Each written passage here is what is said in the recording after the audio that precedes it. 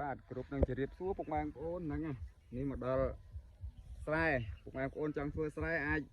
មកធ្វើជាមួយខ្ញុំបាននេះមកស្រុកស្រែនៅខេត្តកពត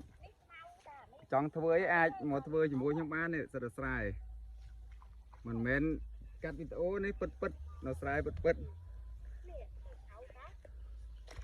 ទេសភាពស្រុកស្រែពុកម៉ែបងប្អូនត្រជាក់ភ្នែកស្រួលឃើញទេអូបឯងមកកែខ្ញុំមកណាអ៊ំនងអុយគ្រប់ណាណា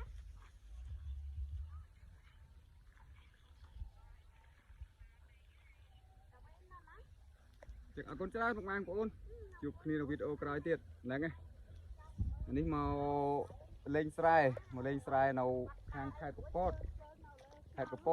ហ្នឹងអរគុណច្រើនជម្រាបលាជួបគ្នានៅវីដេអូក្រោយទៀត